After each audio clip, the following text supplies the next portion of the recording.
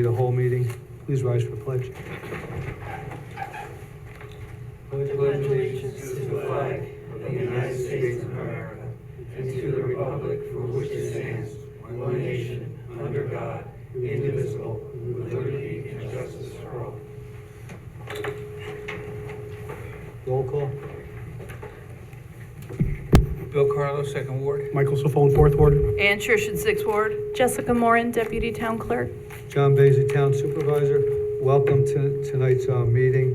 On tonight's meeting, first item on the agenda is Dutchess County Transportation Council. We're doing a presentation on the Spackenkill sidewalk. The second item on the agenda is by Padge Engineers, Manor Hill Community Project. The third one is a presentation by Key Capture Energy, Battery Energy Storage Systems. And 4 is a presentation from Jeremy Lynch on Bird Scooters. Then after that, we'll go through the committee reports. With that said, I'd like to start with the first presentation from Dutchess County. Jay, I was muted. I just want to, Stefan Cracker, Fifth Ward. I'm on Zoom. All right, thank you. I'd just like to say, this time, Mark DeBold and his crew can come up and do a Spackenkill study.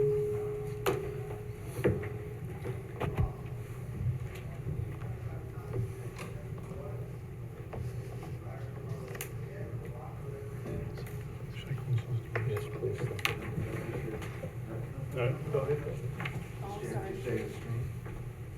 Okay, share your screen, yep. That actually is working. I forgot I'm on there. You're My Zoom, bad. okay. Okay. Just keep your volume down. Oh, you gotta let her share. Yep. You're all set. All right. All right, thank you. And just as we're setting up, just to introduce myself, my name is Mark DeBald, Transportation Program Administrator for the Dutchess County Transportation Council, otherwise known as the DCTC, and we're a small division within the Dutchess County Planning Department. But Tara Grogan is a planner with our department. She is a project manager, and she's going to do most of the talking, and I do want to, for the record, just say that Tara did an awesome job on this project, and I'm very grateful for her assistance and work on this. So, Thanks, Mark. Thank you. And thank you to the town for having me here tonight to present. Again, my name is Tara Grogan. I'm a planner for the Dutchess County Transportation Council, or the DCTC. We do transportation planning across all of Dutchess County, including local studies like this one. And we like to work with our local municipalities when they request planning assistance. So that's why I'm here tonight to talk about the Spackenkill Road Sidewalk Feasibility Study. So just a quick background on what's contained in this report, which was posted 2 weeks ago, the draft report. I'm just going to go over quickly just some background, existing conditions, public outreach, recommendations, and next steps. But as you can see here, there's a lot else included in the report. It goes into a lot of detail on all of these items. But I'll hit it high level and try to keep it quick. So background on why we did this study in the first place. For a long time now, this idea of sidewalks on Spackenkill Road has been kicking around. There was actually a project in 2008 that was planned to add sidewalks on Spackenkill Road, but it was removed due to funding. Since then, we continue to hear from residents, and I know the town continues to hear from residents about safety and this concern about sidewalks. So in 2021, town updated their comprehensive plan and added this area as a priority for consideration. And in 2022, came to us, the DCTC, with a request for planning assistance. So that's basically when we kicked off our process using federal funding that we get to do transportation planning. So this is the study area that we focused on. It begins on the west end at Croft Road and extends east towards Spackenkill High School and Old Spackenkill Road near Cedar Ave. It's a very focused study area, but we do know that there's interest in looking at all of Spackenkill Road, out east to Red Oaks Mill, and also looking at north-south connections too. But for the purpose of this study, we kept it very focused. And these are the key questions that we sought to answer. So first of all, like, is there room for sidewalks and where would they go? What would that look like? What other improvements do we need to look at with sidewalks? What does the community think? And if the town were interested in pursuing that kind of project, how would that happen? But again, this is a study, but if the town were interested, what would that look like? So we began by looking at existing conditions. So first and important to note is that it's a state road, so it's owned by New York State Department of Transportation, or NYSDOT. It's got standard lane widths, about 11 to 12 feet, and pretty wide shoulders. It sees about 12,000 vehicles daily, similar to Vassar Road. The speed limit here is 40 miles per hour, but typical speeds were about 45, so people are speeding, and we've heard concerns about even higher speeds, and that shows up in the data too, but most people doing 45. There's utilities and drainage throughout, and we did hear some other concerns about the efficacy of the existing drainage. It's mostly residential, so lots of houses, driveways, side streets, and also lots of people walking in the shoulders right now and bicycling on Spackenkill Road. We actually did some data collection to see exactly how many people were walking, and we did find, like, right in front of Spackenkill High School on a typical weekday, there were 50 people walking in that area, but also walking and bicycling throughout. So that's what those existing, like, lane widths and shoulder widths look like. That's a typical road section. And we said, what would it look like if you added sidewalks? So this shows a similar lane width. It's a little bit more narrow, down to 11 feet, which is the minimum lane width required here. It's got a 5-foot shoulder, which could accommodate bicyclists.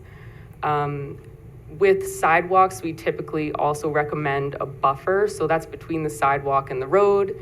It offers a little bit more comfort to people walking on the sidewalk, and it also provides a space for snow storage.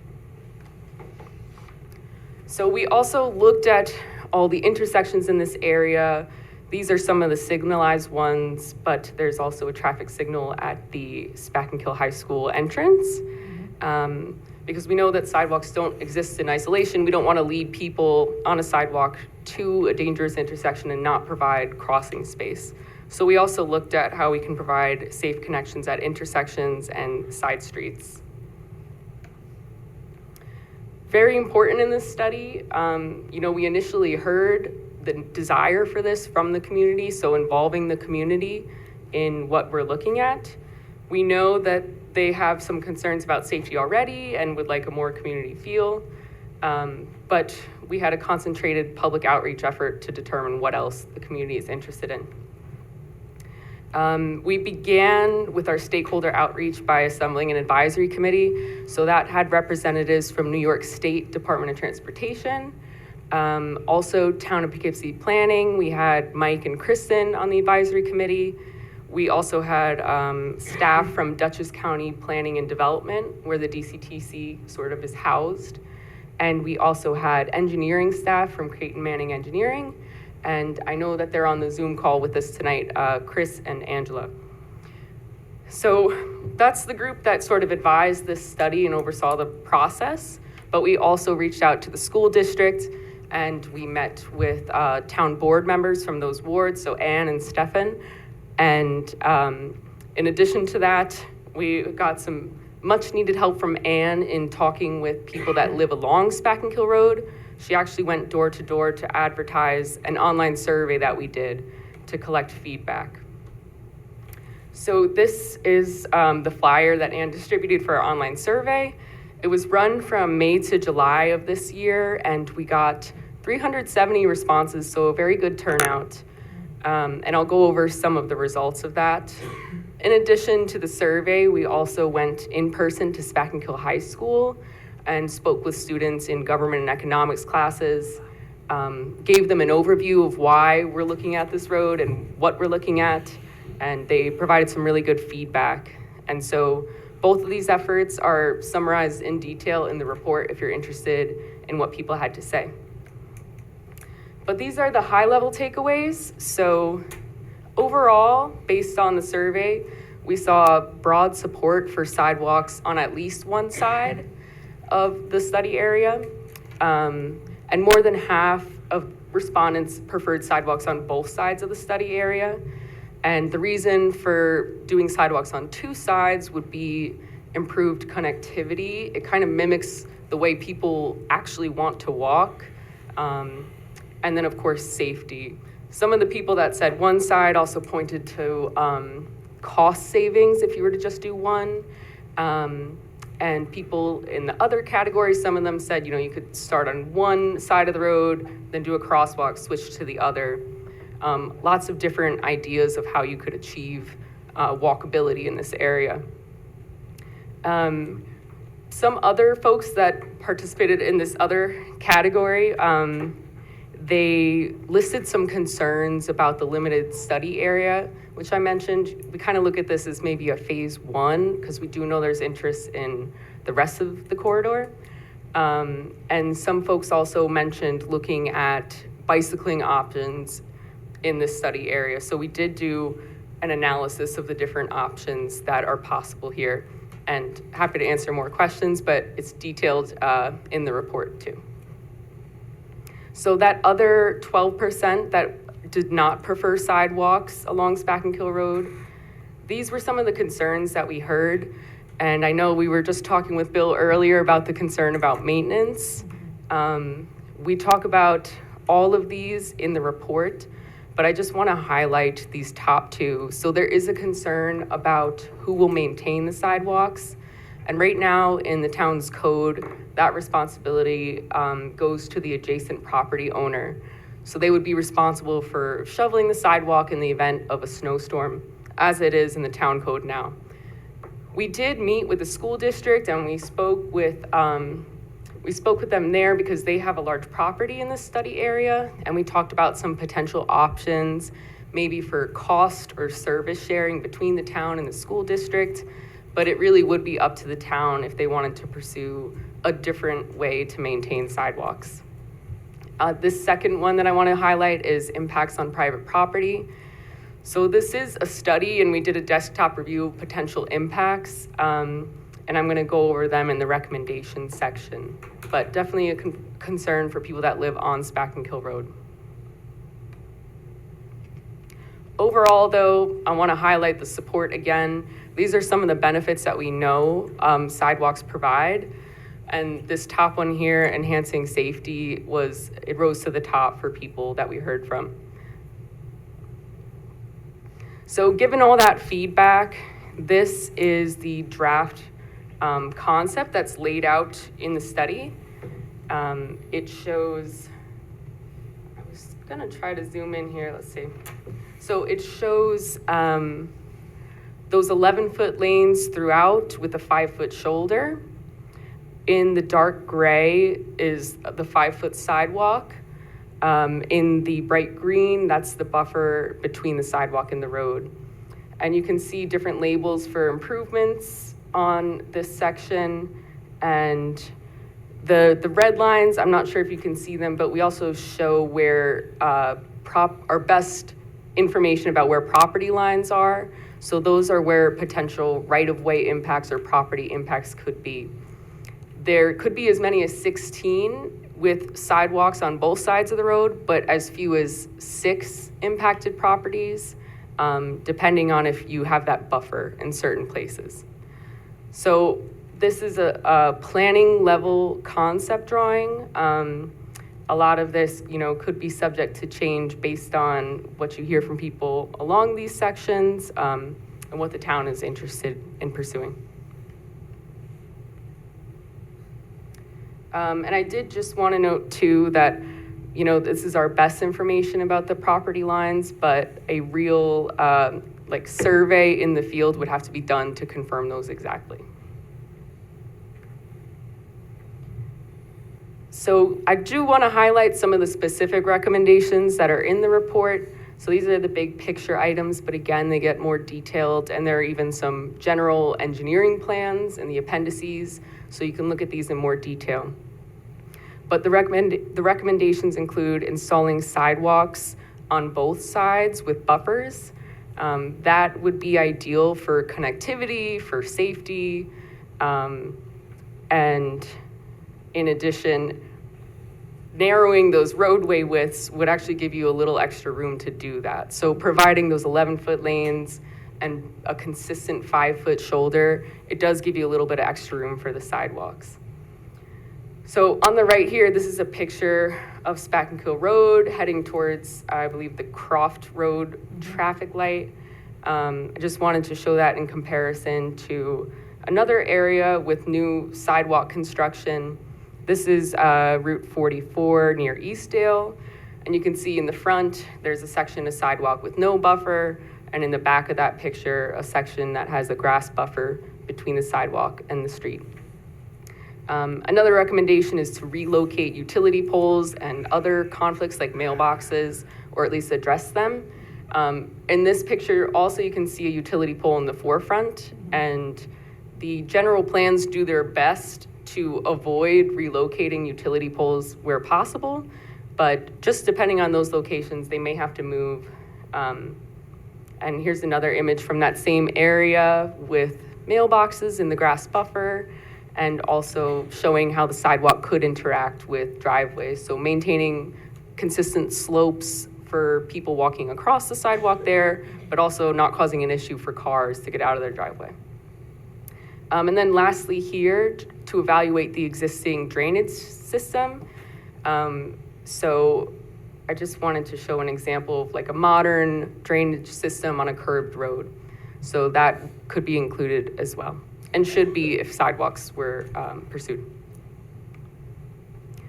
Other recommendations focus on intersections and side streets, so installing high visibility crosswalks and curb ramps at intersections with lights, but also at side streets installing crosswalks with curb ramps up to the sidewalks.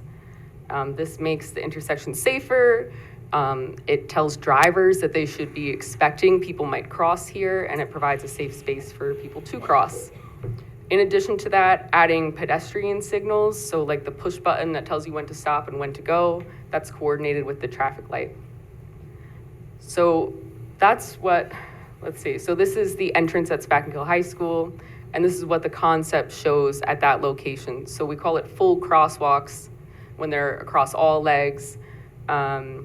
And then just an example, a local example of what those high visibility crosswalks look like with the pedestrian signals.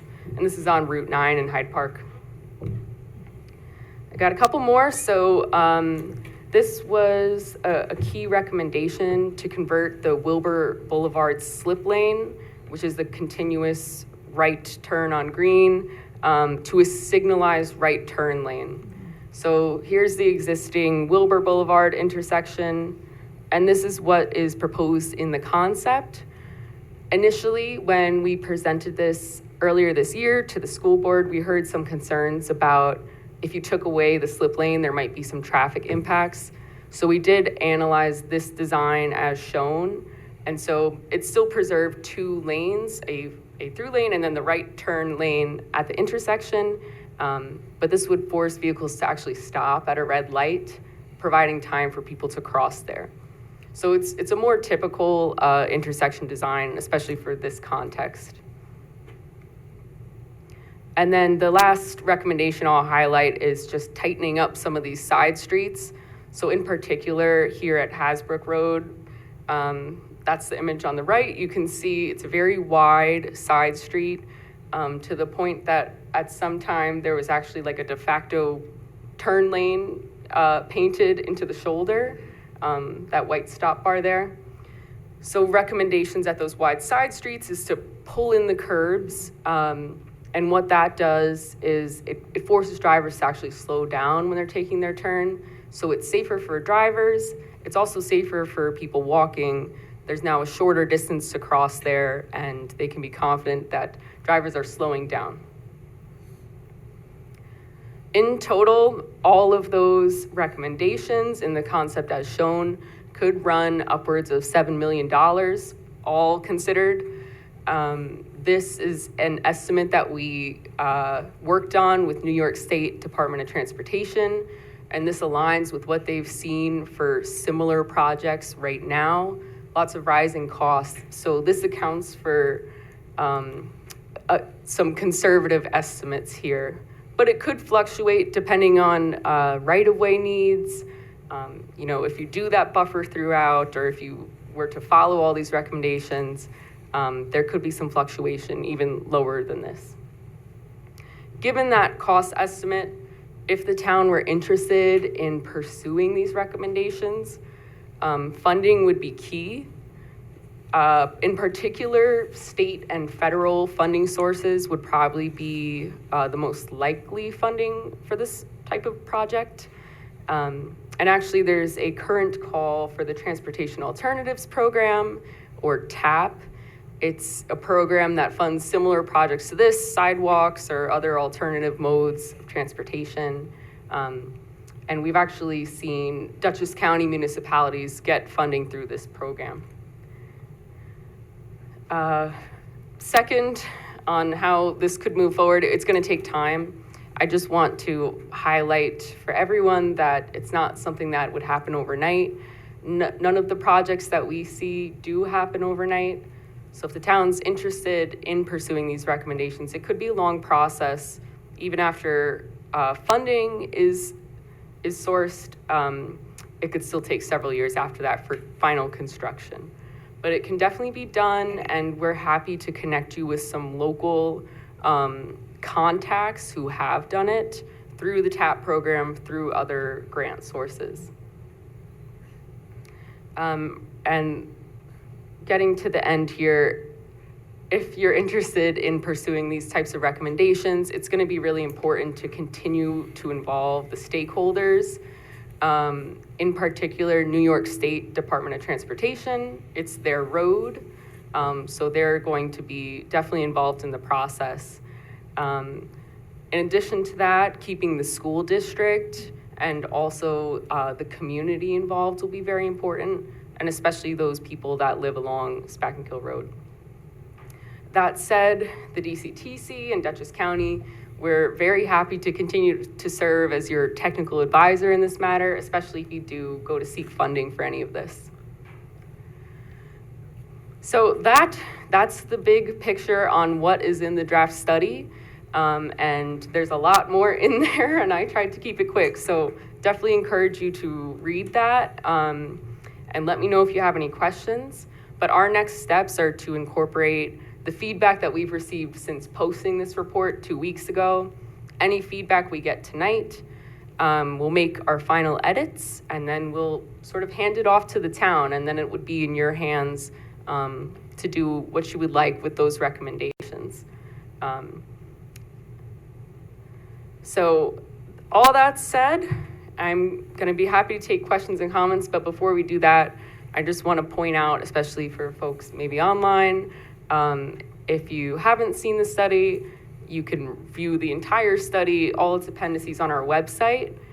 And in addition to that, we've also set up a feedback form. So if your questions don't get answered tonight, or you have comments that you want to pass along to the town, we are accepting all of that through an online feedback form. So we can share that with the town too. But with that, thank you for listening. Thanks for giving me the floor. And at this time, I'm happy to take any questions or comments. Tara, Mark, I want to thank you, because this all started, probably the second round was 4 or 5 years ago, when Spackenkill called with all the students that were walking back and forth between the middle school and the high school, and multiple parents came, and it started meeting with in-house staff and then going down and meeting with the county, and DOT, and your crew to bring this forward to see what is the true fruition. And looking at the price of sidewalks going up, we just discussed what the Innes Avenue project costs per foot, which is absolutely outrageous. So my opinion is, without heavy funding from another source, and meeting with the neighbors, because the neighbors are the final source. Again, 300 and some comments. Out of those 300 and some comments, how many of them are actually neighbors on Spackenkill? I mean, the safety of the people that travel there, you're seeing more and more walkers. We have more walkers that have called over the years, going from Croft down to 9, which there are sidewalks, making sure that they're shoveled in the wintertime. So I think the process going forward, you guys did a great job. You've been upfront, forward, going through the whole process and the meetings we've been. You've done a lot of work here. And I would just like you, give everybody a chance to get their comments in. And we'll also advertise it tomorrow to go up to Liberty to see if we can get more comments sent over to you. Okay. Because you did a great job getting over 300, which was really good to see. Thank you. Anybody else on the board have any other comments? Yeah, no, I'd just say too, yeah, it is a great project, and having actually not spent a lot of time walking on Spacking Hill, it's scary. It is really scary walking on the edge of the road there, so. And most everyone I spoke to was very excited and positive. Oh, sorry, was that a comment from, was that on the Zoom? I think the Zoom person. Anything else? No? I was a police officer here in the town back in the 70s and 80s. And Spacking Hill Road now is the way it was back then. It was called the Thundering Horde, also known as IBM traffic, in the morning going in and in the afternoon coming out. And you would take your life in your hands on that road. Unbelievably high traffic volume depending upon the time of day. I don't remember a single car pedestrian, That's a good thing. okay? There are no sidewalks, just the dirt. I was in the safety unit, the traffic unit, so if there was one there, I would have went and done the investigation. That's a lot of traffic. We don't have that traffic now. IBM is not doing it the way it used to do it.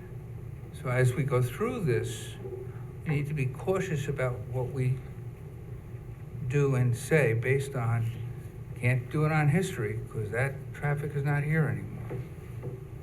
How many people actually walk on the sidewalks or on the dirt? Things like that. It's a big thing. Sidewalks aren't to look pretty in front of the school or in front of houses. Sidewalks are to keep people safe. Period. Okay? So, I'm interested to see as you go on with this, what each step is gonna be.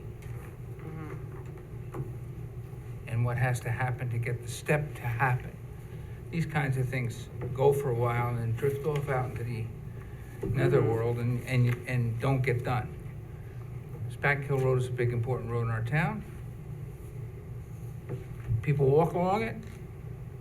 Okay, let's get real and do what has to be done. And I particularly like the point that it's a state road. So we just do the work and hand it over to DOT. We don't take town funds to go out and put sidewalks on state roads. So I'm great for this. Let's go. Thanks, William. Anybody else have anything? Well, thanks for coming out tonight. And everybody can reach out to Transportation Council, give them their input. This is a presentation to the board. Thank you. Thank you. Thank you. Excuse me, I have a question. This is a comment for the board. If you have questions, you can send them into the DCTC. This is just a presentation to the town board, and there's a time at the very end if you'd like to ask questions. Thank you. You're welcome. Thank you. Thank you. Thank you. Good night. The next presentation is Manor Hill.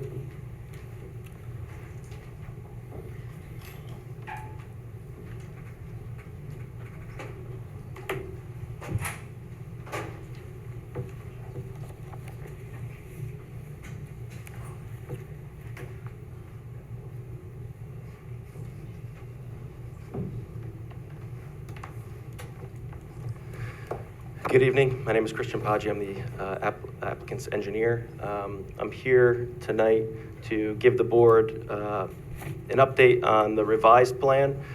Thank you again for hearing us tonight. We were in front of the board in June to give an update. It's been a long process with this project, back and forth with the planning board, Army Corps of Engineers. So just to cut to the chase, the main comments that we heard from the board at the June meeting were relative to proximity of the the project to the existing residential subdivision behind it. Also, the density was also a concern. After the meeting, I did meet with Jay and Michael. Thank you guys for meeting me out there to walk the site, to walk the residential area behind the site, and just to give them a feel and a scale of what's being proposed. I certainly don't want to speak for Jay or Michael, but it did seem that after the site meeting, the concerns relative to the proximity to the subdivision behind it were at least somewhat alleviated due to the density of the existing woods between the two projects and just the distance between them. But I'll let them speak to that. The other concern that was raised was, again, the density. Previously, there was 16 units being proposed. We have basically the feedback that we received at the meeting from the board was that there was not enough space for recreation. It seemed that we were trying to squeeze too many units into the property, and frankly, that if we were able to get to lose 2 units, it would be a much better project. So the owner has heard that. They went back and looked at it, and we are now we have lost those two units that were closest to the adjacent mobile home park, the existing park, and have reduced it by 2, and now we're proposing 14 units as opposed to 16. So with that, I just wanted to point out, and the only reason why I do want to point this out is to just highlight that, it's the intention of the owner to have a project that the board and the town feel is appropriate and wants to see there. Going back to 2017, that's why we stopped here first. This requires a rezone, so we stopped here to the town board to propose to show the proposal and to get some feedback on what was being proposed here with this mobile home park extension. That was back in 2017 when 21 units were proposed. So obviously, when we get into the details and design and the different permits that are required, things are looked at closer. I only bring that up because when we were here in 2017, with the 21 units that were proposed, it still looked like a good project to the point where the board at that time felt it worthwhile to at least continue to begin the process. So again, since then, we've whittled it down to now 14 units. We feel it's an appropriate size. I hope that the board agrees. And again, we're just looking for any additional comments that you have, because the next step that we have is to get back in front of the planning board, hopefully conclude the seeker process for the site plan application and special use permit, at which point we'd be looking to come back before this board and requesting you to take action on the rezone petition so this can be finalized. So with that, I would love to hear any comments or questions. Kristen, I think you did a very good job of listening to what we said as a board, listen to what the neighbors were telling me about the size and the overall density of the project. I believe after we walked the parcel and we cut down the unit count and we addressed the buffer zones, I think we're good to go. Thank you. Anybody have other comment? Yeah? No. Christian, my comment originally was not about recreation. It was about how close those 2 units were to the wetlands. And they were the 2 units that we moved. And in discussion of recreation while we're out there, your client also owns the park next to them. So there was a discussion about the playground on their, putting that on the end of their park, but would not affect this site plan. So it's not on this plan, but at the end of their lot, putting in a playground there as opposed to putting it near the wetland and moving those 2 units away from the wetland, which is we asked, and it was exactly what you came back and did. And it's a lot smaller project than it was originally planned. Anything else? No. Thanks, Christian. Thank you guys. I appreciate the time. Thank you guys for meeting me out there. I appreciate it. Thank you. Key capture.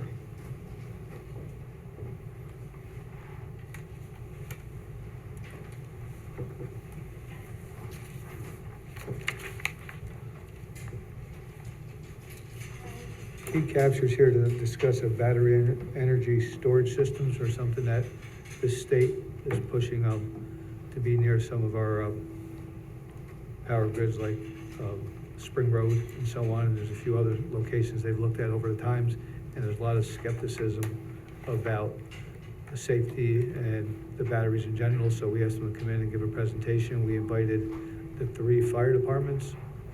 I saw Arlington here originally. I don't know if he's still here. George? He's on there? Yeah, George is still there. Yep. Captain Finn is on. Yep. Give me 1 second to pull up the presentation. Sure. Are you guys able to see the presentation? Do you have Yeah, right here, there's a screen right here. Yep. I can't tell what's behind the Yeah.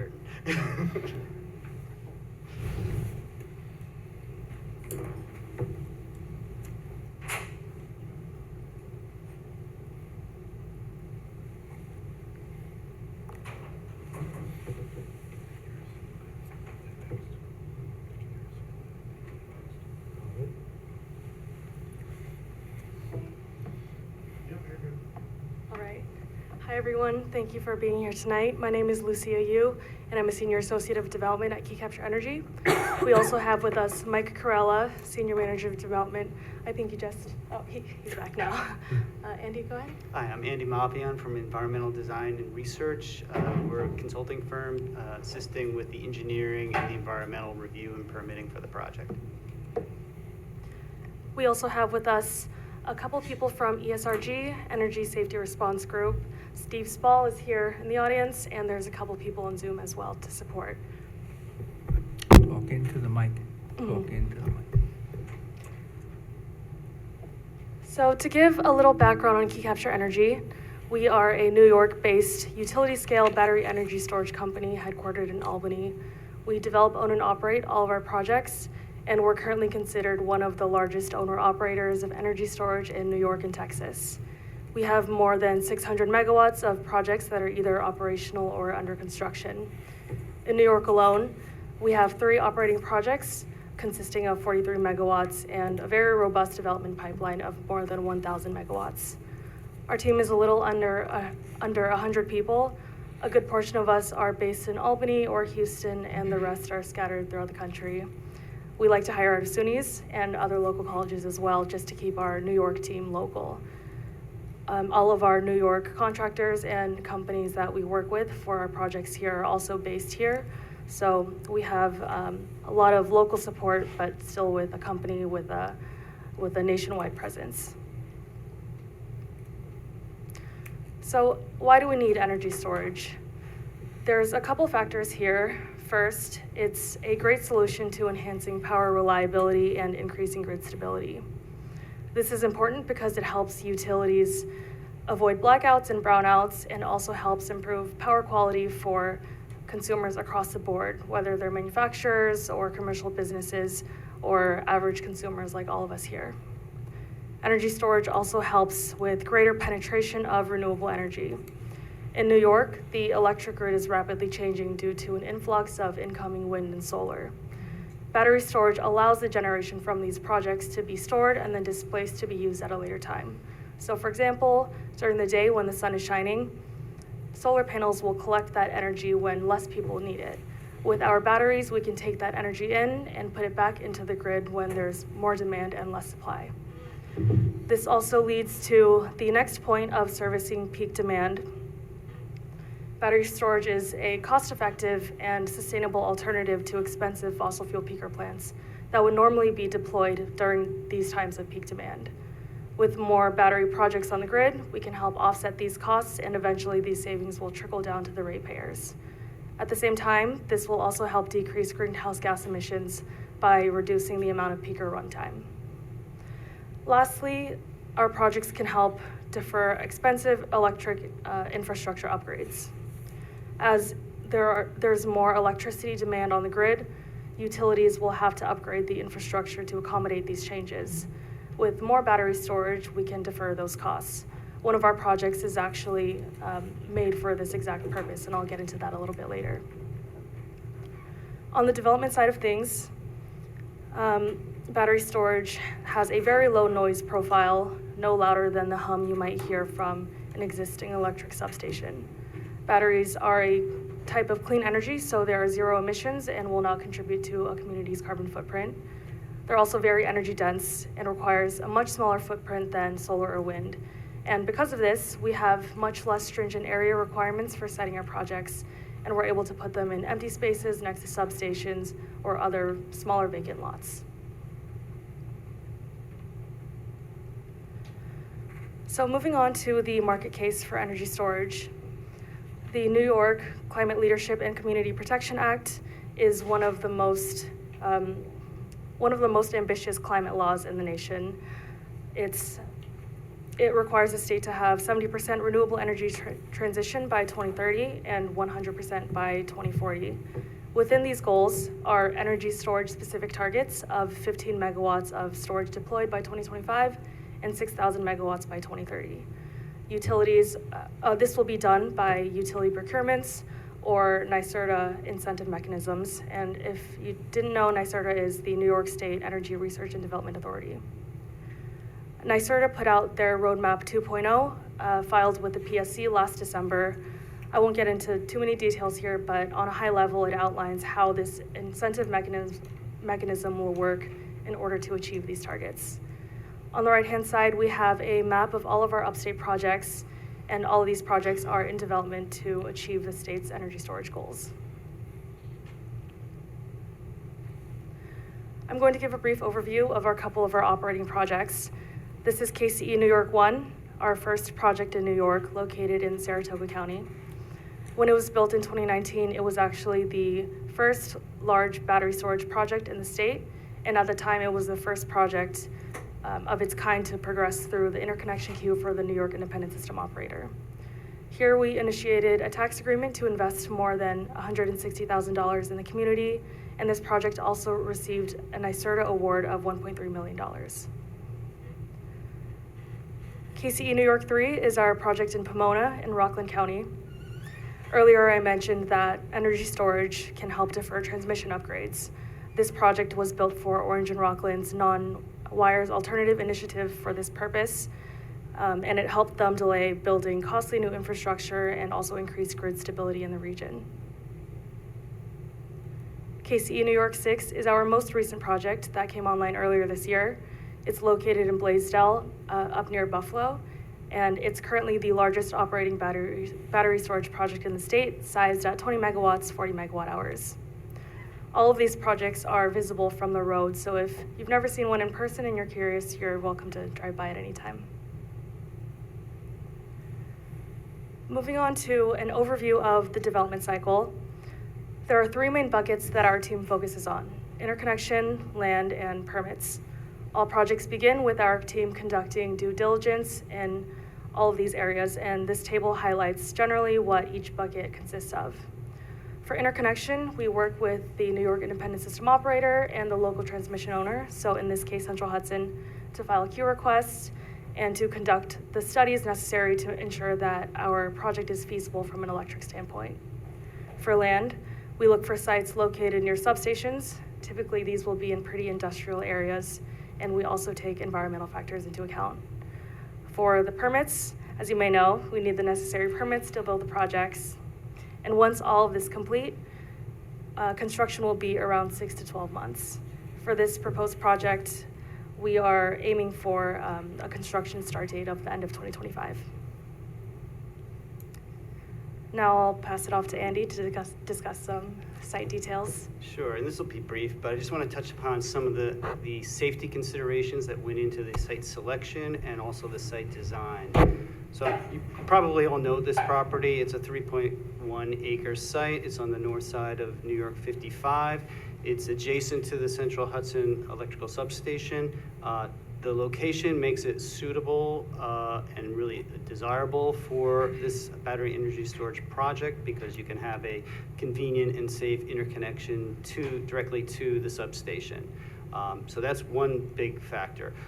It's a fairly compact site, which will, actually, can you switch to the next slide? Which will allow for a project with a ring road that would be wide enough, at least 20 feet, 24 in certain locations, to allow for emergency vehicles to access the site and circumnavigate around the facility. The access onto Route 55 would be on the southeast side of the parcel. We met earlier this year with the DOT about access to the site, and this was their preferred location for accessing the property. It would require a DOT highway work permit, and they will require us to have a restricted access, so it'd be only right turn in, right turn out, which isn't really an issue because this is a very low traffic generating kind of use. It'd be an unmanned facility, so it would only be the occasional, maintenance vehicles coming in and out once the construction work is done. There is an existing hydrant right on Route 55, which would remain in place right by the drive. Should that be necessary, it could be accessed to serve the property in the event of emergency. The site would be enclosed with a fence for security purposes, and it would be gated.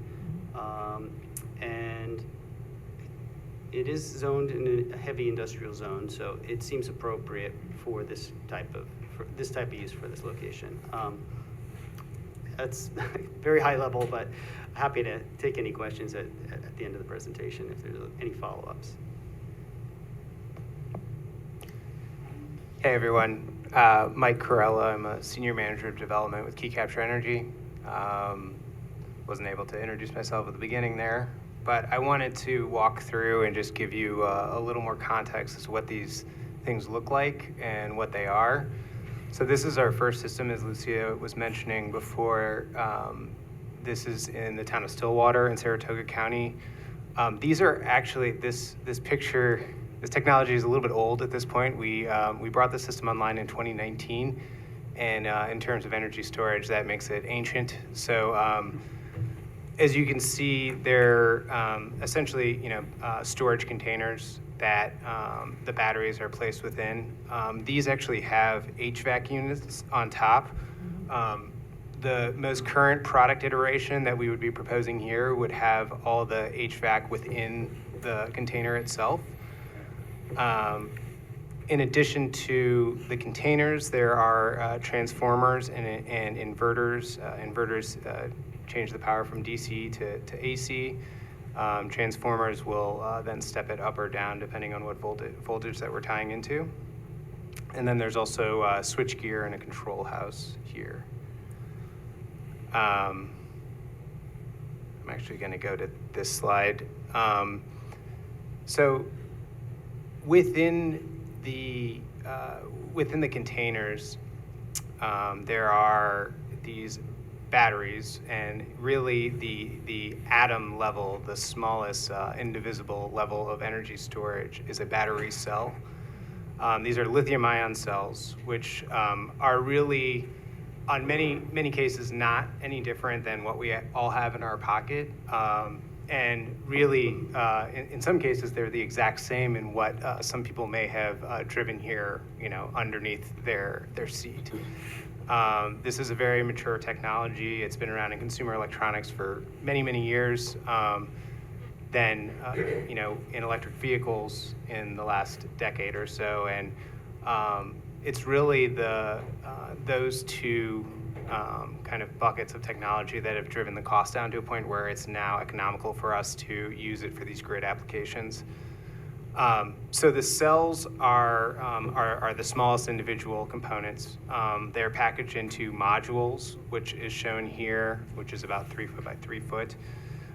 Those modules then go into racks. So, if you've ever seen like a server farm, instead of computers, these would just be batteries, but they look very similar. And there's battery management system, which basically is something that looks at all the cells across each rack within a container. Sorry, I'm going to go back to just show you the complete picture, which is then you have multiple racks that go into a container, and then there's ancillary equipment. As I said, there's thermal management equipment, which in this case, in the proposed technology, is actually a liquid cooling system. So it's a glycol mix that is cooled and then sent through to actually cool down the batteries. They do give off a little bit of heat, but that's one of the things that will make them run at a more optimal level is keeping them at room temperature. There's also communication, fire protection panel, other kind of ancillary equipment that goes along with it. And then the last slide here, just talking about remote monitoring and emergency response. During construction, we would have on-site personnel that would be there for any emergency. I mean, there would be nothing electrified at that time, so there wouldn't be as big of a risk during operations. We have, as Andy said, there are people that come by, although it's rather infrequent, once or twice a month planned, and then there's unplanned maintenance as well. But these systems are monitored remotely, 365, 24/7, through the battery management system, which again, that is looking at each individual battery cell down to the cell level, but really looks at each cell module and rack and container, and it will look at things such as voltage, current, temperature, state of health, state of charge. If anything is out of the ordinary, we can send a signal to disconnect any part of the system from the inverter and from the grid. In addition to that, there's a fire panel, which there are sensors within the proposed technology that we have that look at heat, gas, and fire. That would be kind of a separate communication pathway for any fire issue. And I believe that's it. We wanted to also introduce Steve from ESRG and have him give a little more background on fire safety. You can just sit. Thank you. I have the fun part of the presentation. I end up, my day job is a firefighter in New York City. And we work in concert with the people you see here. I work for ESRG, and we educate firefighters should they respond. I know you have 3 departments that came. Part of our role is to calm some of the fears, to some of the technologies that they've just presented. Sounds like we're rushing in, that we've got wide roads, we've got a fire command station and stuff, and that's not really what our function is. I take some people that are in the classes that are very nervous, and I talk firefighter to them, and I tell them, what are you looking to save? These are, I should say from the beginning, these are low frequency events. Although they capture the news, they're not common. They don't happen that often, but they sell newspapers. So these people that are designing these systems are learning from the examples, and as they mentioned, even 2019 technology is old. So the improvements that they've done, some of the blast-proof things, the sensors, the monitors, even how the systems are cooled, have made or increased firefighter safety. But even that said, if you're coming into an event, if there's no life, we advise, listen, you're not rushing in. What are you saving? Okay? But we talk about how the systems work and that what their SOPs are, what they should be doing. Falling back, finding out people that are informative, that are remotely monitoring this and giving them advice, live advice. And before these systems are even put online, we speak to them and we suggest who to get in contact with, to have points of contact, so that should an event happen, they know what they're doing. We want them to understand their role and operate safely, and we take them all the way from what the technology is, how it failed in the past, why that's not going to happen anymore, because brilliant people like you see sitting in front of you have overcome some of those causes or capabilities, and why they should be less concerned and make sure that they operate safely and go home at night to their wives and kids. Okay? That's the end of my presentation. Just to say that I have a fun job talking to other firemen and speaking their language and making sure that they understand their role. And thank you for letting us speak tonight. Thank you. Does anybody here on the board's got any questions and stuff? No? Just along the road, are you going to be preserving the landscaping that's there now or enhancing it to kind of block the view of this from 55?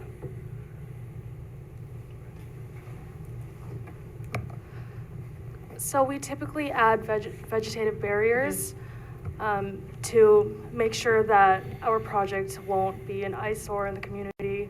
I know that State Route 55 is beautiful, lots of trees. So we do want to preserve that, and we're going to comply with whatever the town board wishes. Okay.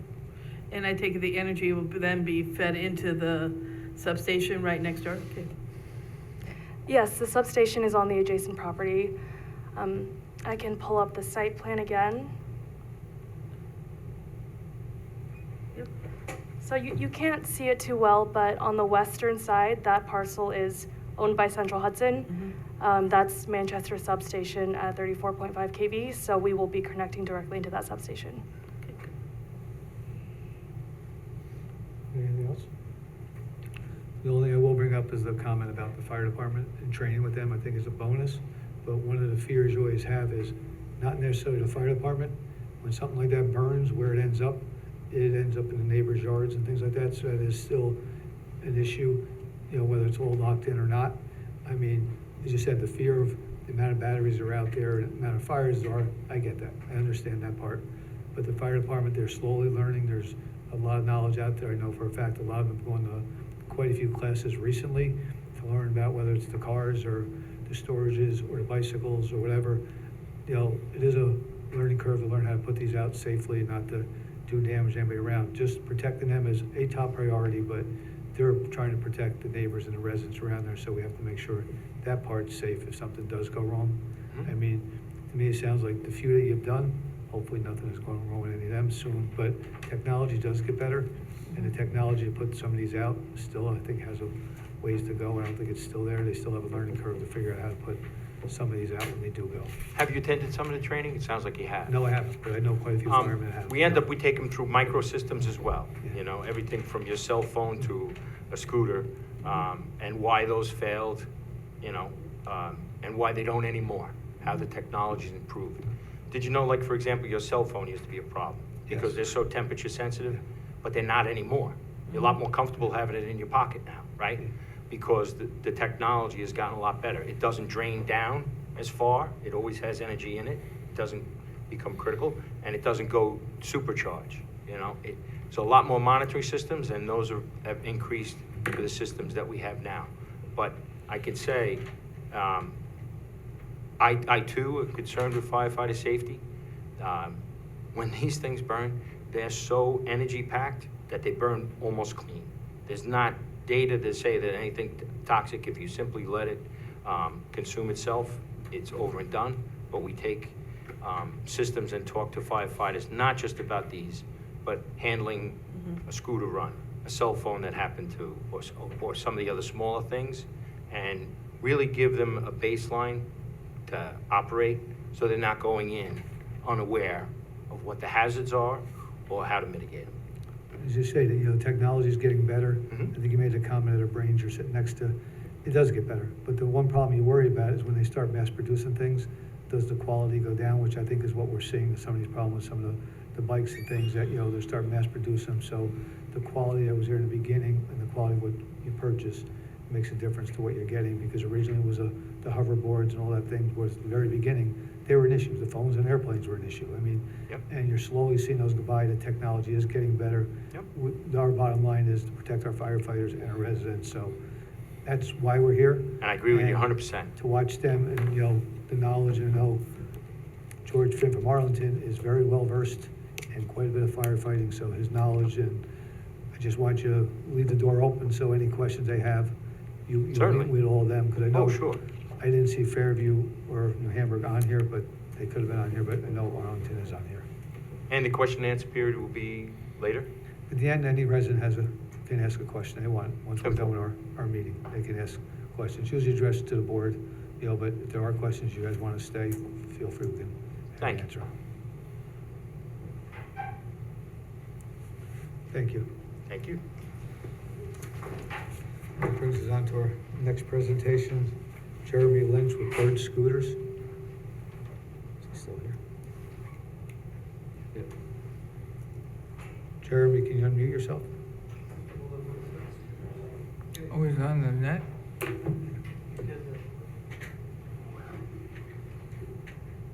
There we go. Thanks, welcome. Can everybody hear me okay? Yep. Yes. Great, thank you very much. I apologize for not being in there in person. I was at a demo today in Greensboro, for the city of Greensboro, North Carolina, so I'm still awaiting a flight out. Thank you to Jay and the council for having me here this evening. I'm gonna do a brief presentation on Bird Scooters. I know you have the slides. They're pretty extensive. So I'm gonna be as brief as possible to allow for some Q&A from the council itself. One of the things I want to do is just to give the council a little background on Bird Scooter in Poughkeepsie. We had signed an agreement with the city of Poughkeepsie 3 to 4 months ago. I think we finished that up in June. And one of the things that we had agreed to before launching in the city was that to talk to the town of Poughkeepsie to see a possibility of entering into an agreement with them as well. With the reason being that with Vassar and Marist being in your communities, that we knew that they would be some of the bigger users on the outskirts, on those areas closer to those campuses in the city, that not having the town on board would make it pointless to really launch. Although we'd have a good program downtown, we knew that a lot of students would be rising, and without those, the ability to have scooters in the area around those campuses, it wouldn't be as successful. So we waited to launch that program until if we are able to do something, then we would launch them in coordination sometime in the spring. I have spoken with administration at Vassar. They're very excited about the program. I did speak with the Student Government Association at Marist. And I know Marist is going to take a little longer to talk through, but we're able to, we've operated on a lot of university campuses, not on their campuses, but around their campuses. So the scooters actually don't go onto campus, but give at least students the ability to get to the outskirts of campus and walk to campus and walk to class from there. So I have spoken with those two entities, and there has been positive feedback. So with that, if I may share my screen, is that probably the easiest way to do this? Sure. For the presentation? Great, thanks.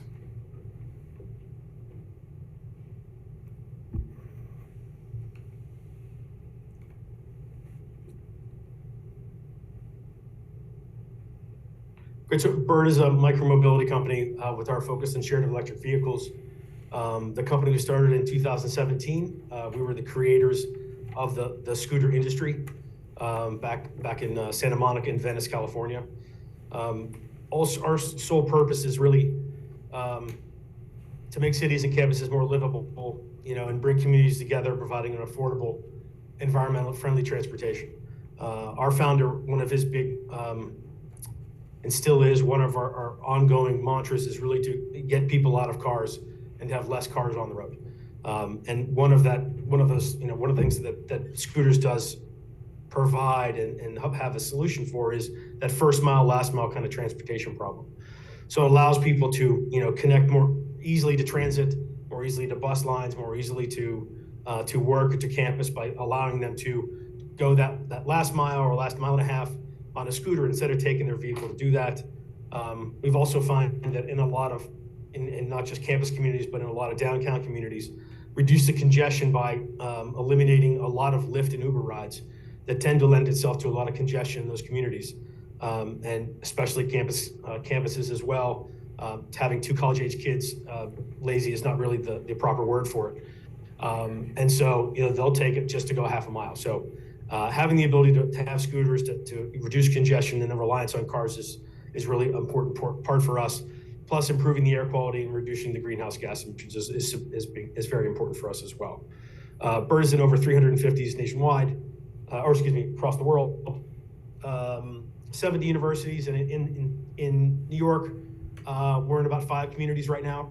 We transitioned over from a few that tried it earlier, about two or three years ago, and we've launched a few others since then. So, continuing to try and bring transportation to those communities, and if they give it a go for a season, it's not something that works for them. It's not something that we stay. We basically move on, and they've given it the opportunity, and so that's one of the good things about the program. It's not a permanent thing or a years to as an agreement. So it's more seasonal too, so that scooters would come out probably in March and go back in maybe a month from now. We'll see, depending upon the weather. We've gone later and later now as the years wear on. So maybe November, they'd go back into hibernation and then come back out when the weather is permittable and for them to be safer to ride.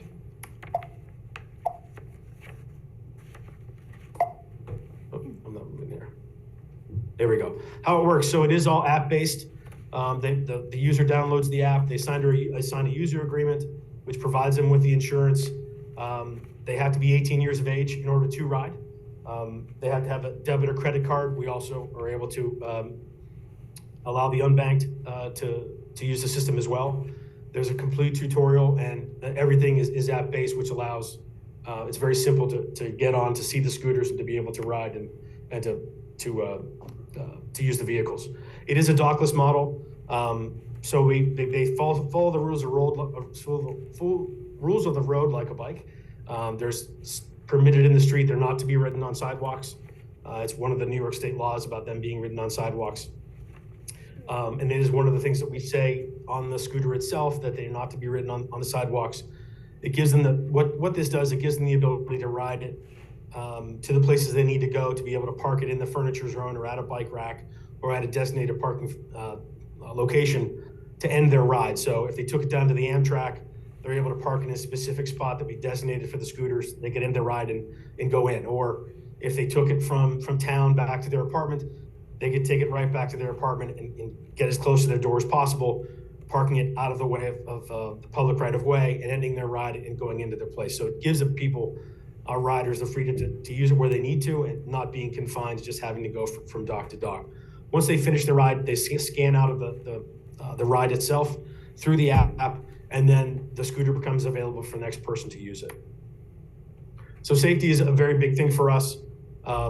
It has been since the beginning. We do have a tutorial that is required when someone does initially get onto the scooter or when they go for their first ride. We can have that tutorial pop up as many times as our communities would like, whether it be for the first 5 rides or for every ride, they have to go through a tutorial that basically goes through where to ride, where to park, improper parking, all the things they would need to know in order how to ride it. Where to place your hands, where the brakes are, how to stand on the scooter, things of that nature. The local rules can also be customized for each community, depending upon no ride areas or the operating zones or anything the town would like to include. We make sure that we can make those customized. So our core safety messages are about wearing a helmet. Although not required by New York State law, it is something I think we always recommend. We give them away on our website, and when we do launch a program, we generally give a few hundred helmets out during a launch event, or as it would come to a university, be able to allow the university to hand them out for free to students who would like to use them. And we would always keep extras at city office to be handed out for free if someone came in and wanted to ask for one. 15 miles an hour is the top speed limit. That's as fast as they're able to go. They're governed to that speed. There is no underage riding. One of the most important things is parking responsibly. So again, we are always sending messages out about parking responsibly. It's not something that happens overnight. It does take a consistent and constant message and education process by our team to make sure riders are parking responsibly. We also have ways to make, on the other side, to make sure that they are adhering to parking responsibly, and if they're not, being able to extricate them from the program. We cease late night operations. So generally, our programs run in New York anywhere between 5 and midnight. And after midnight, the scooters are unable to be ridden. They're not visible on the website, or excuse me, on the app. And even if you saw one out in the wild, it would be a 50-pound paperweight. You wouldn't be able to move it. It's unable to be ridden. And as soon as 5 a.m. would come around, it would turn on again and be able to be ridden. And one of the other things we have in order to help with drinking and riding is we have a safety start, which we actually have a quiz. We can institute it after a certain PM hour, where the rider has to take a brief quiz. It's not foolproof, but it is something that at least it helps us with trying to make them understand that, to make sure they're competent enough to ride. So our vehicle fleet is transitioned a lot from when we started back in 17 with the Bird Zero up to the Bird 3 and the Bird S. They are quite the machines nowadays. They're quite large. They weigh, the latter two on the end, the Bird 2, 3, and the S weigh at least 50 pounds, upwards of 55. They have big headlights and taillights, 10-inch inflatable wheels. They're very comfortably ridden. The footboards are very large. They talked about the battery ratings. The battery ratings on those three Birds, and even the Bird 1, are IP68. So that's ingress protection 68. That's the highest level they can be. What that means is those scooters could be submersed into water for a length of time and pulled out, and the battery compartment will not be violated. We've never had a thermal event with these scooters, knock on wood, but the battery protections are really what makes that possible. And it's one of the things we're most proud of, is the fact that our batteries are the safest in the industry. So the pricing, it's $1 to get on, and generally 49 cents a minute after that. We have discounts available not only for the students at 20%, but we also have anyone on government assistance gets a 50% discount. If they just prove to us that they are on a student or government assistance, and they get 50% off their rides at every ride. So that also means applies to veterans, senior citizens, healthcare workers, and like I said, at the universities, we do it with the Pell Grants as well. On average, about a $5 or $6 ride, well less than what a 5 to 10 minute ride would be in an Uber or a Lyft. So as far as equity options, so we also have the ability to, without somebody who has a smartphone, we can text to unlock. So we also have that capability. If you don't have a debit or credit card, we accept prepaid debit cards. We have equity zone pricing. So if there are areas that you find the Birds would be helpful for those that maybe, I like to call them, sometimes the transportation deserts, where transportation doesn't get to them. Having the ability to put Birds there and give them that same 50% off pricing would be helpful. So knowing where those places are and being able to accommodate those folks would be helpful as well. And again, as I mentioned, the community pricing. And as far as the language goes, we support close to 40 languages as far as customer service, and I believe close to 20 as far as the app goes. So one of the things that the significant impacts of having the Bird scooters in the area is supporting local businesses. So one of the things we found is that having scooters in a community allows 50% of our rides report going to another business that'd be further away than they necessarily wouldn't be going to on foot.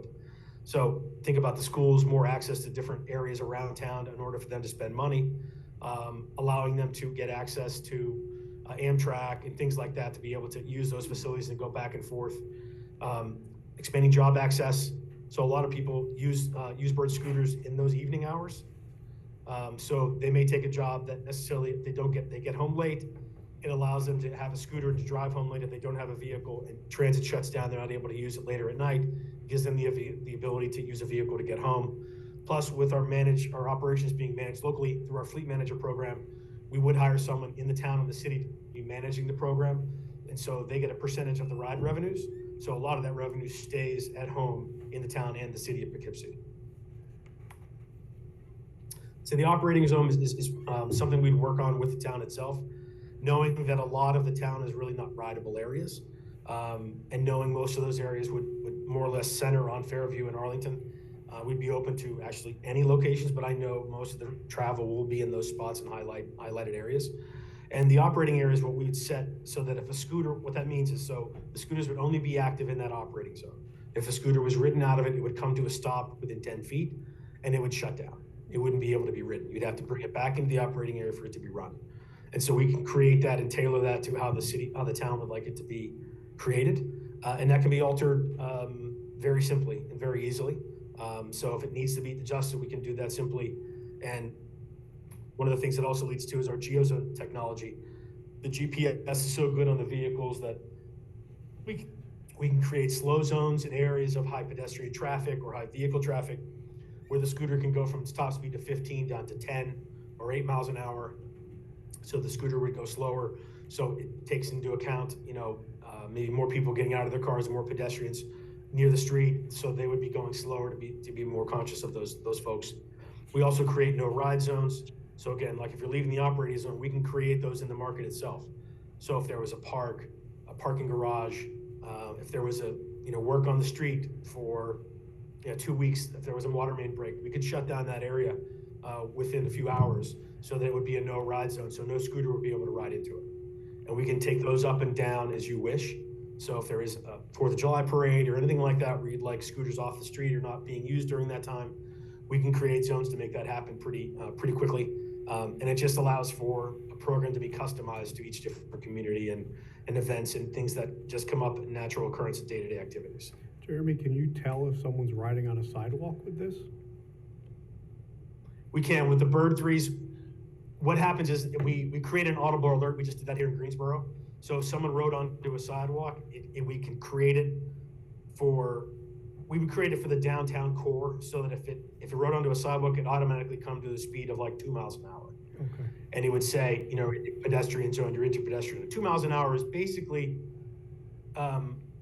you're gonna eventually have to step off because it's so slow. Well, no, and then when you go asked- back into the street, then it would go back up to the normal speed. Okay, no, I asked because you mentioned the Marist and the Fairview section, and there's some streets over there that I would not want anybody riding a scooter on the street. It's just too much traffic, Right. so, they would have to go Yeah, onto and the those are the sidewalk for areas. safety. Yeah, those are the areas where we can create. So we did that in Dunkirk because Route 5 that runs across the top of it is above 35 miles an hour, and so the police were worried about it. So what we did was just created the crosswalks as places where they could get across. That's it. They could cross over, but they weren't able to traverse left and right. So we can also do that as well. So we can get creative on those zones to prevent them from riding up and down the streets, but they can certainly cross in certain areas if they needed to. Thank you. Does that make sense? Yeah, perfect. Yep. So the vehicle location system, and this is the way that's able to work, is that the brain on every one of the scooters has the coordinates and specific product features on each one of the scooters itself. So it doesn't have to go up to the cloud. If it rides into a no ride zone, it doesn't have to go up to the cloud to get a message that you've entered a no ride zone, because the time that takes to happen, you could be, if it's riding 15 miles an hour, in about a second, you're gonna be 20 feet into that zone before it shuts down. So it's almost pointless. So because the brain on each bird has those coordinates into it and all those product features, it shuts off immediately. Now it doesn't come to a complete shuttering stop. What we do is set up a buffer so it may drift into it by about a foot or so, but it will come to a stop. And that's one of the important things, that technology GPS is very, very accurate, and it does work. And those zones that are set up, there's no delays in making sure that they're accurate. So that, again, one of the things about clutter is that a lot of folks, when they think about clutter, they think of Nashville, DC, maybe Columbus or Cincinnati, if you've been there, places like that. One of the things in smaller markets is that, what we'd be talking about starting would be splitting a fleet of 75, probably between the two areas that I mentioned, those two communities I spoke about just at the beginning, and having 75 start in the city of Poughkeepsie. So as a total of 150, but spread out over the encompassing areas of the town and the city, it wouldn't be that many. But one of the things we do is not only educating our riders, making sure our fleet managers, when they're dropping off scooters, they're using data to tell them where to put scooters where they know they're going to get rides, and keeping them out of areas where they're not going to get rides. Because we track every ride We know where people are picking them up and dropping them off and where those rides are taking place, so that we're not guessing where we're placing scooters to get use. We only want to put them in places we're going to get rides, keep them out of areas where they're not. And not only because, you know, the fleet managers make money on those. And so if they're putting them in places where they're not going to get rides, they're not making any money. So they want to make sure they're putting them only in places where they're going to get rides and keep them areas out of, you know, cul-de-sacs and, you know, places where big wheels are going to be popular. Or, as you mentioned, off the areas, around areas where, you know, it's a heavily trafficked road, things like that. They're just not going to put them there. And that's what our data tells us. And one of the great things that I'll show you is that that's one of the things that we get to share with the community, is that you get to see all this data as well. So you get to see how the program is evolving, how well it's doing, whether we need to add more vehicles or stay at where we are. You get to see where the vehicles are being ridden at different times of the day. And everything is open to you, so it's something that we share with the community as well. And just to give you an idea on the number of rides, this comes up a lot. So this has been third-party studies as far as accidents go. You know, 1 in 50,000 is really what, 50,000 rides is what they look at. And it's mostly equivalent to bike riders. The scooters are big enough now and go fast enough and are sturdy enough that we see less accidents, and it's more equivalent to bike riding, which is, again, far safer than a vehicle, and even far safer than, you know, than a motorcycle. So it's one of those things that we found to be just as not as unsafe as people think. But, you know, that's one of the reasons why we try to let 18 years of age as be the minimum. At least if they're driving, they have 2 years on the road, know what the road rules are, and so it gives them some experience. And so one of the things is keeping them on the street is important too, because they're just as, you know, there's been some sidewalk accidents we always want to avoid, so keeping them off the sidewalks is important. So this is the fleet manager model. When we select a candidate, one of the things they have to have is the ability to get the vehicles around. So they have to have a vehicle that's equipped enough to carry the scooters, to bring them into the market, take them out when they need to be charged, pick them up when they need to be rebalanced. They're in day-to-day contact with the scooters because they're either rebalancing them, replacing them out, or picking them up to be charged. We don't charge them for the fleet, so they're not in debt for us. They're basically, they get them for free. They go through about a 2-week course on how to repair them, how the data works, how to put them out, what to look for, how to read the data. And, you know, what we do is they have an engagement manager from Bird who coaches them up on how to manage that fleet, how to make the most money you possibly can, and to really help them out with where to place scooters to get them as most rides as possible, and to keep them out of the areas where they know they're not going to get any rides. One of the other things we also have is, so they also have to have a facility that's able to support the scooters as well. So, you know, making sure they have the right, if it's a facility, a garage bay, you know, a warehouse, whatever it may be, it's one of those ones just so that we know that if the program grows, they have the ability to grow with it and can have more scooters put into place and have the ability to charge and repair in the same facility as well. So it's one of the things we require before we even start interviewing. What kind of, what do you do as far as risk of loss, vandalism, things like that? Yeah, so over the years, it's actually become less of a thing for us. Although in the beginning, it used to be pretty popular to do that and get a lot of likes and views on social media. We take those as cost of doing business. So as far as any kind of vandalism on them, you know, someone kicks them over or knocks them around, it's not something we go to the police for. If we find that some are missing, they're so well GPS that we're the ones, our FMs are the ones, they're responsible for them, so they're the ones that go out to look for them and find them and get them back. We really don't engage with the police as far as taxing them with more responsibilities regarding, you know, where they're located, if they're knocked over, if they're in bad locations, things like that.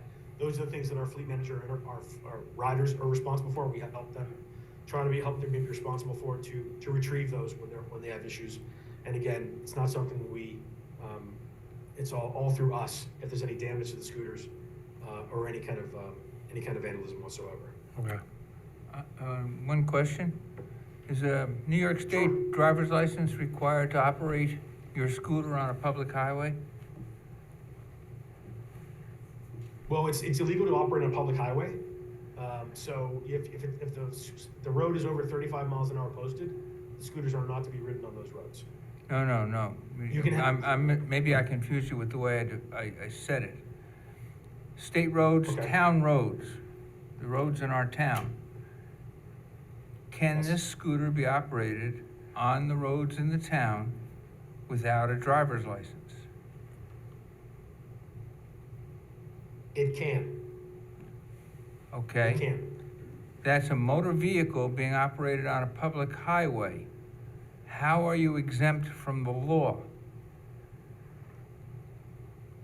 I can send you the the ordinance that was written, or the law that was written back in late 2020, and show you how they. I don't need you to send me a copy of the law, I know what the law says. Okay. Yeah, How do you deal with that?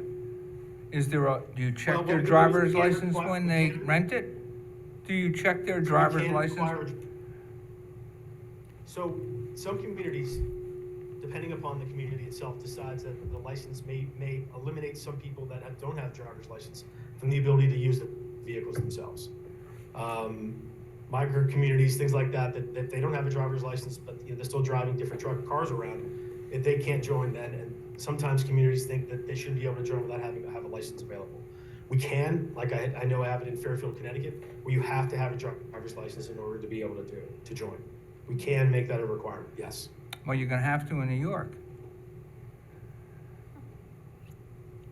I know we don't have it in other communities, and but that's fine, we can do that.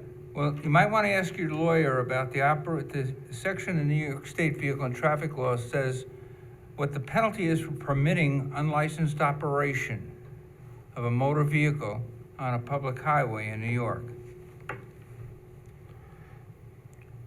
Would would a public highway be a road where the scooter would power down?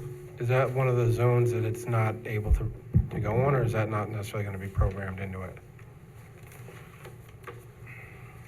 Like a scooter couldn't go on Route 9, correct? No. Right. So is that something that either is or could be programmed into it? So if it goes on to certain main Well, highways and he did say earlier that these are programmed for specific areas only, so they wouldn't be able to get onto Route 9. So like Okay. on a college campus? All right, so if it goes out of the specific area, then it would power down anyway. Right. Okay. Okay. Yeah, so I think the risk is fairly low. A rogue scooter here or Yeah, there. that's why I asked about if they went, off onto the sidewalk in my area. He said it was shut down to like 2 miles an hour, so they'd have to get off. Go on, Jeremy. Yeah, and so, the payout could be pretty good. This is obviously an outstanding payout on a weekly basis, and obviously in the optimum of the summers, but the FMs actually do very well. Our FM in Oswego actually does very well throughout the year. So it does have an impact on the local economy. He has two other fellows that work for him during the summer as well, so he's done very well there. And so it does impact the local community. This is the data dashboard that you'll have access to 24/7.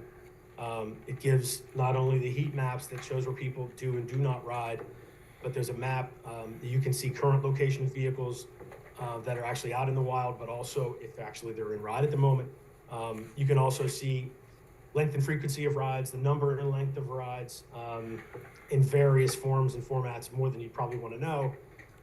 How many birds are out every day and available for rides. So it gives all the detailed information on the program itself, and something that if somebody was interested in, I know they have advocates in particular markets where I work with them on this kind of data to present to the board or to somebody else. I work through this with those folks on a personal basis as well. So for the program costs and what the proposal would be, there's no investment required from the town whatsoever. We'd get a dedicated account manager with a data dashboard, as I mentioned, provided. Anywhere between 75 to 100 scooters to start, split between a couple of areas around town.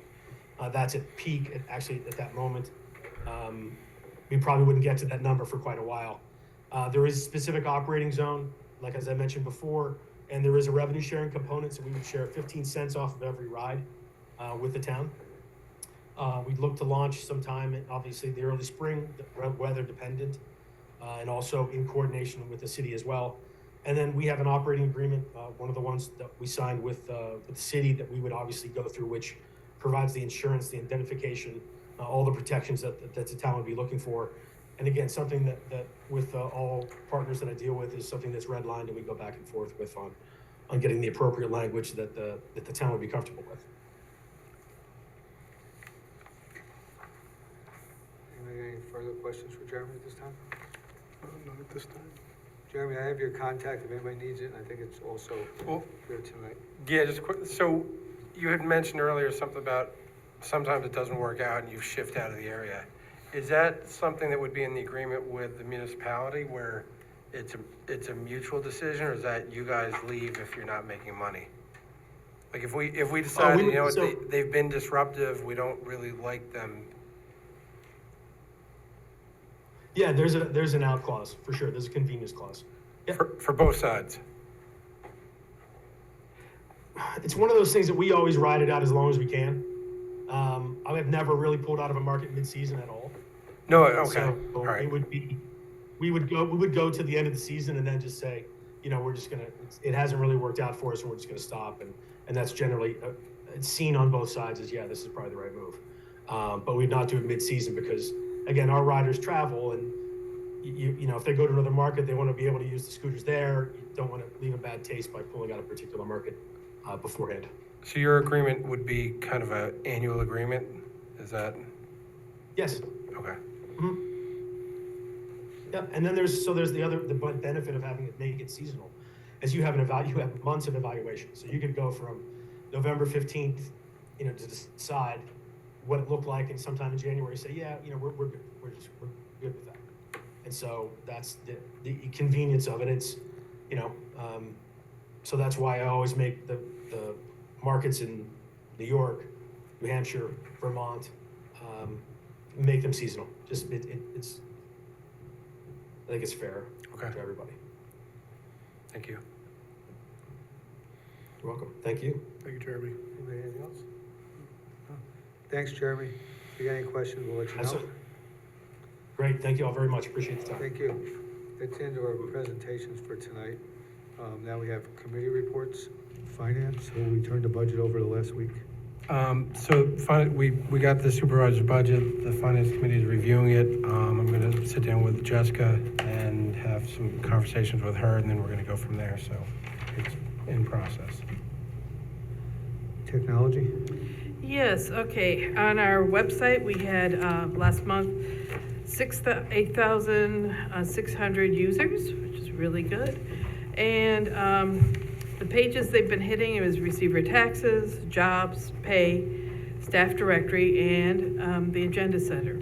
Then on our Gov Delivery, our email list, we have 78 new users for a total of almost 7,300 total subscribers to that. And going on elsewhere, with our hardware, we removed the Darktrace server. While it was somewhat helpful to us, it really wasn't providing us all the use that we would like, so that has been removed at a savings of $20,000 a year. So way to go, Tim. Good call there. And then in our software, there've been updates and fixes installed to a patch for potential hacking issue, and also beginning to review and update documentation of the software and identifying administration access. On the website, there's been a review of the ADA compliance and updates to the building and zoning pages. And on our phones, the billing issue with Windstream that provides the business telephones for the town hall have been resolved, and credits have been issued. And the other things is new employee setups have been made, and completion of the budget for next year has been done. That's it. Recreation? Yeah, recreation, we have a lot going on in the town of Poughkeepsie right now. We have a Halloween trunk or treat in Graveyard Cafe at Crown Heights on Sunday, October 22nd, 1 to 3. Children's costume parade, live music, refreshment, prizes, and giveaways. It's free and open to all town residents. We have a pickleball for Alzheimer's fundraiser hosted by local instructors Ray and Debbie Hirsch. Learn to play pickleball raffles information on Saturday, October 28th, 12 to 4 at Hagentown Park. That's on Millbank Road. There's still tickets available for the Northeast Ballets, the Nutcracker, which is on Sunday, December 3rd. And lunch is included. And the seniors have our senior citizen holiday luncheon at Mill Creek Caterers.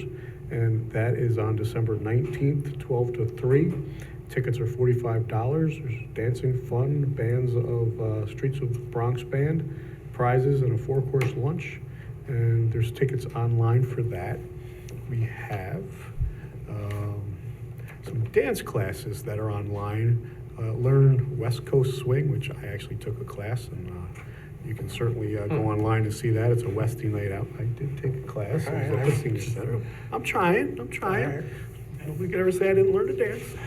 You said you're a dancer. I'm trying. You know, we offer it in the town, and I'm trying to take advantage of it. So we have a lot going on. Please check our Town of Poughkeepsie website at www.poughkeepsietownrec.com.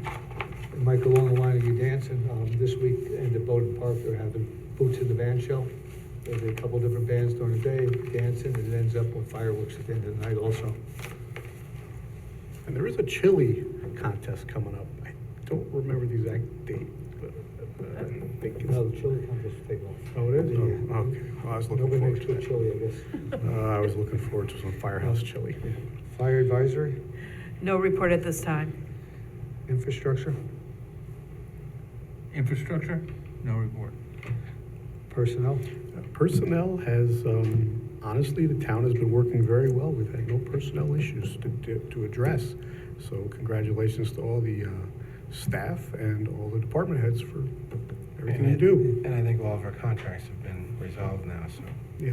All contracts are pretty much, the one last contract, there's a couple little pieces to put into it, but it's pretty close to being finished. Yeah. We only have a couple openings in the police department still, which is through the testing system. You know, you have to take the test to get tested.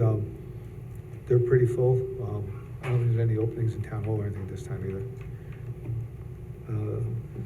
Building consolidation, I'll answer the question. The working group last week gave us a report. We're looking over what they had, and we're looking over those properties going forward. We have a supervisor's report. Just let you know, the EV charging station project received their electrical permit. They should be starting over the next week or so in the building. They'll be starting on the inside and working out in the far end parking lot facing over Rocker Road is where the 10 units will be placed when they're done. It should be a small project, should take about 5 to 6 weeks to finish. So they're working on that. Suncom has contacted us. They got the award for a solar panel project in the water department. They've reached out to get the building plan, so that project's also moving along. The change in the water payments, water sewer payments, has been a big success. We're getting thousands of people paying online payments, so it's making that a lot easier. It directly goes through, and it makes it easier for logging them in because it automatically logs them now. So that should be saved a lot of time and effort with that. Yeah, it is actually, once you get set up with the account, it makes it a whole lot easier. Yeah, and there's a lot of other information on there. You can check monthly to see if you're going up or down, and once we get the rest of the process done, the water department should be able to check to see if your water from day to day is going up and down. So if you have a leak, they may be able to notify you a lot sooner. The New York State Comptroller's Office came out with a fiscal stress report. The town of Poughkeepsie for the third year, going last year, we did not get our report in on time, so we didn't get a report. But this year, as far as financial stress, we committed to 0 again, which is the best you can have. And environmental stress, this year we come in with a 6.7. And we were at 15 2 years ago, so even that number is coming down. And if you want to look at the report, it's on the New York State Comptroller's Office website. Has all the towns, all the comparing towns. If you want to compare us to other towns, there's some towns in the area that are, quite a few of municipalities are zeros, but there's some municipalities that still have very high numbers. So I'm proud to say that the town has stayed at the 0, and the fact that the environmental end of it, which is based on housing and price of housing, population data, and so on and so forth, and our income level is dropped from a 15 to a 6, which is better. The lower, the better number. So very proud to see that is actually going in the right direction again. That was all I had. I'd like to make a motion to suspend the rules. Second. All in favor? Aye. And ask anybody that speaks to try to limit it to 3 minutes. Anybody want to raise your hand and speak? Now's the time. Doreen. Okay, thank you. So I just wanted to talk quickly about the Manor Hill.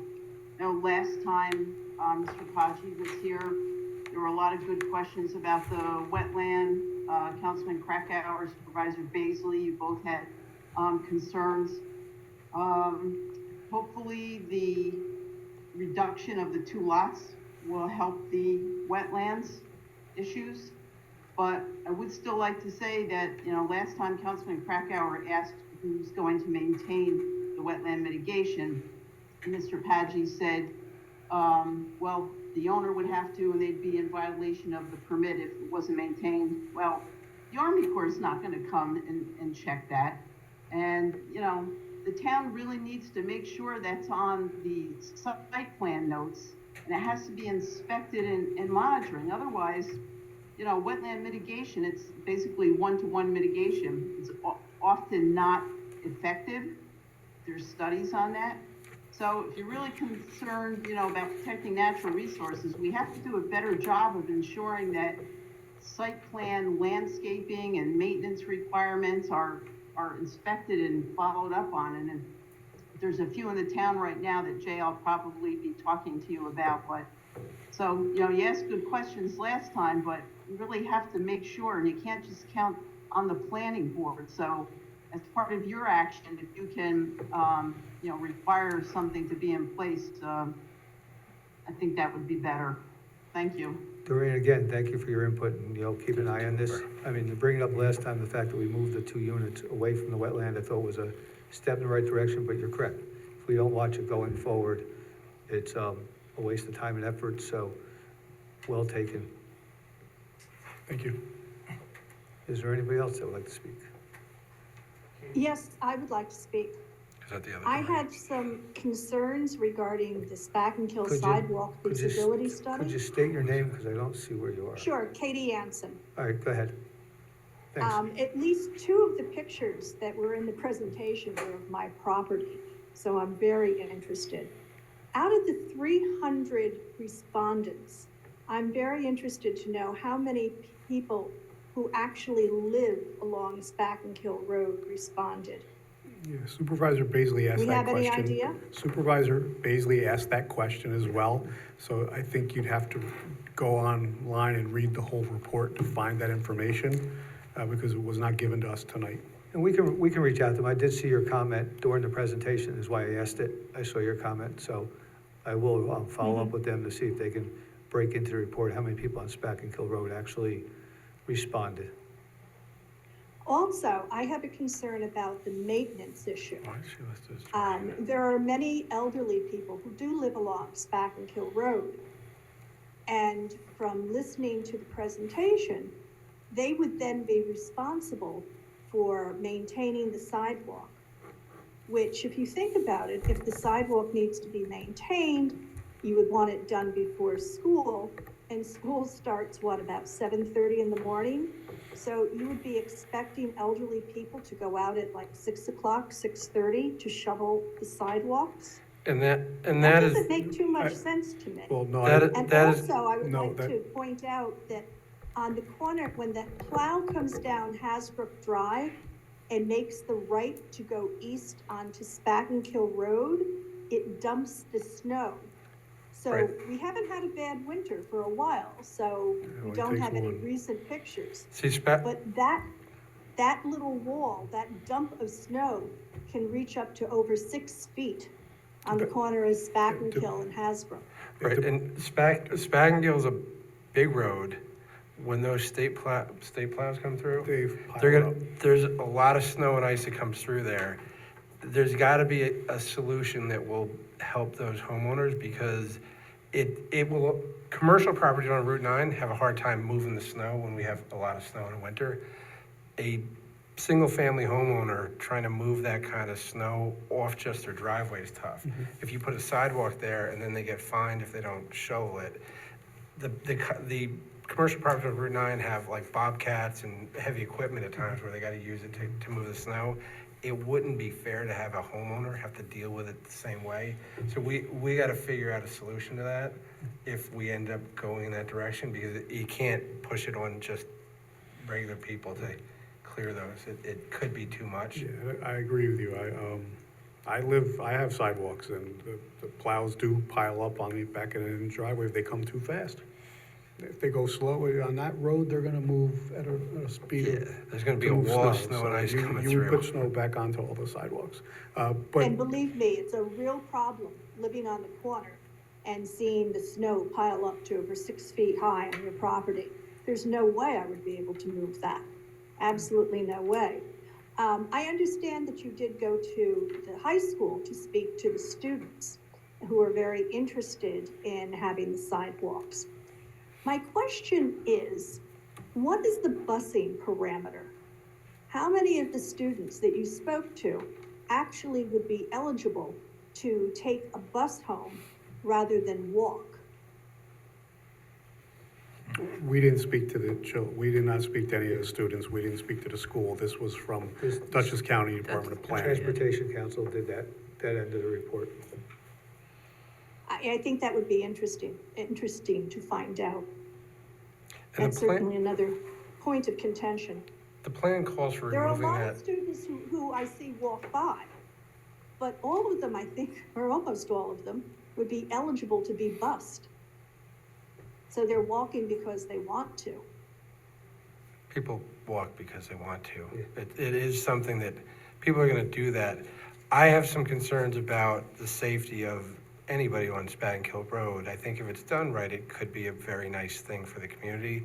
The snow is one of my big concerns, the safety of the kids. Kids are kids. You put them on a sidewalk, you put them on just a shoulder of a road, there's still the potential for something bad to happen. I'm not convinced I'd have my kids walk from Todd Middle School to Spagnkill High School with or without sidewalks, but we have people walking there currently. So it is a good thing to look at, and we need to make sure before we go any further, there's funding for it, because the town's not gonna be able to pay for that out of our pocket. But beyond that, if we do end up having that project happen, we gotta look at all these incidental things that occur. And the school's gotta figure out a way to sort of police their kids that are flowing out onto the road and onto the sidewalks. Again, the snow ultimately, there gotta be a solution, because it's gonna be tough for one person to clear that kind of snow. So I think it's a good start, and we go from there. Thank you. You're welcome. Is there anybody else? Make a motion to resume? Second. All those in favor? Aye. Make a motion to adjourn? Sure. Second. All those in favor? Aye. Aye. Thank you, everybody.